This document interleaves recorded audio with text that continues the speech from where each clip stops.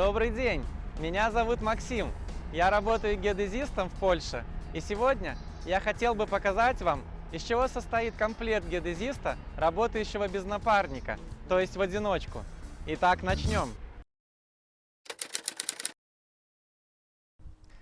На первом месте это не тахиометр и даже не GPS. На первом месте это автомобиль. Ведь в современном мире без него никуда не доедешь. По крайней мере, с набором инструментов. Итак, представляю вашему вниманию моего первого друга. Нет, это не он. Он скромно спрятался сзади. Это Fiat Panda. И это, между прочим, гибрид. Каким критериям должен соответствовать автомобиль для работы в геодезии? Их немного. Относительная вместительность.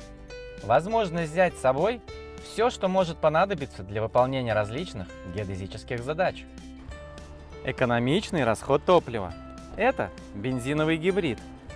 Конечно, какую-то экономию энергии это дает, но по моим ощущениям не больше литра. Расход здесь, кстати, 5,8 на 100 километров. Следующий критерий, важный для современного мира – компактность, то есть возможность припарковаться в любую щель. Идем дальше. Авто должно обладать относительной проходимостью, а именно возможностью проехать по не самым лучшим дорогам с не самым ровным дорожным покрытием и, желательно, ничего при этом не погнуть и не оторвать. На мой взгляд, геодезическое авто не должно быть дорогим. Во-первых, по причинам окупаемости. Геодезическая сфера – это не банковская сфера, и доходы здесь относительно невелики. Поэтому, чем дешевле стоит, тем быстрее окупится. Но это не значит, что дешевое авто не может быть новым. Вообще, пробег авто играет для меня очень важную роль. По моему опыту, авто с пробегом до 200 тысяч километров практически не доставляет никаких проблем, особенно если своевременно менять расходники, и позволяет уверенно и по запланированному графику добираться из точки А в точку Б. То есть я делаю посыл не в сторону дешевого дырявого корча, с которым каждая поездка – это игра в рулетку, доедет, не доедет, а в сторону недорогого, хорошего автомобиля с адекватным пробегом и нормальным состоянием. Я бы добавил необходимым наличие кондиционера. Летом, прям очень помогает.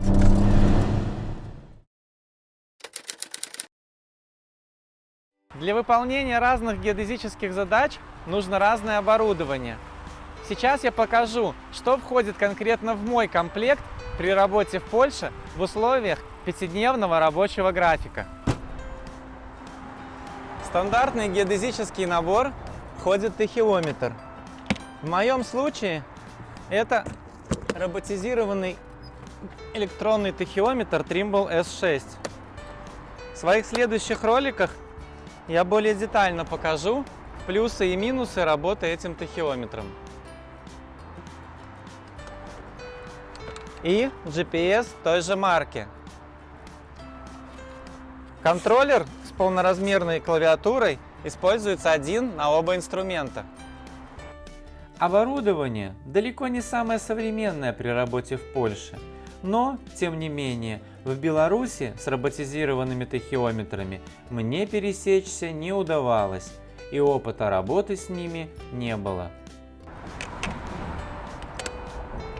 Обычная легкая двухметровая веха, без возможности регулировки высоты. Призма к ней идет в комплекте с тахиометром. Мини-призма с мини-вехой для более точных измерений. Сюда же иногда добавляется складная рейка для измерения колодцев. Это ее часть. Сумка с одеждой. Это, в зависимости от сезона, может быть и куртка, и противодождевой плащ, и шапка от ветра, и многое другое. Сюда же можно положить запасной комплект одежды на случай дождя. Штатив. Я расположил его в этом месте, в других он мешает. Обувь. У меня стоит ящик для обычных рабочих ботинок. В него я ставлю свою обычную обувь во время работы. Плюс сверху на него можно поставить сапоги из пенки, не резиновые.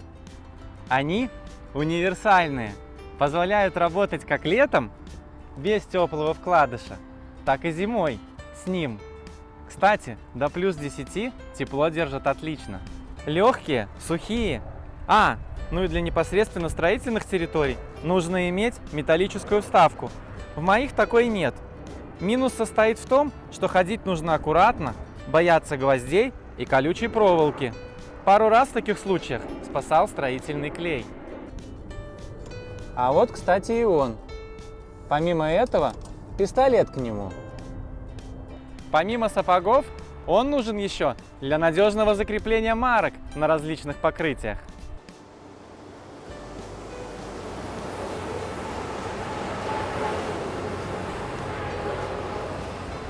Идем дальше. Каска для работы в опасных условиях. Пользуюсь ею в особых обстоятельствах. Несколько рулеток, мел, чтобы писать различную информацию для строителей, марки разных размеров, маркеры и гвозди. Молоток небольшой и второй молоток чуть побольше.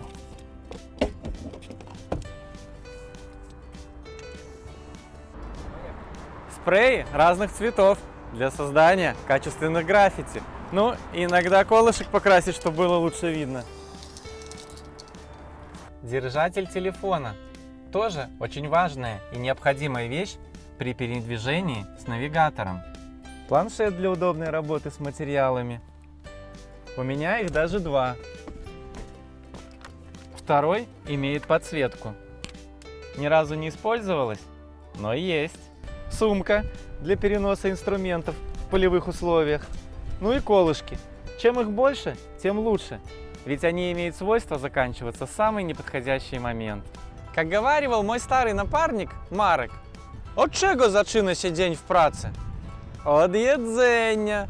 Поэтому в машине очень важно иметь место для продуктов и чая, чтобы можно было подзарядиться энергией и хорошим настроением.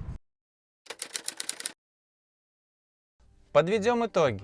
Мне кажется, что в качестве рабочего и только рабочего автомобиля для одного, в крайнем случае двух геодезистов, такой класс авто вполне оправдан.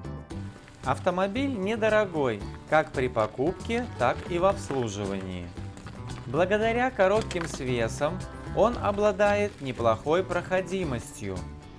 Речи о бездорожье тут, конечно, не идет, но всякие грунтовые, проселочные и лесные дороги вполне допустимы. Благодаря тому, что задняя часть отдана под багажное отделение, места для размещения одного комплекта необходимых инструментов вполне достаточно.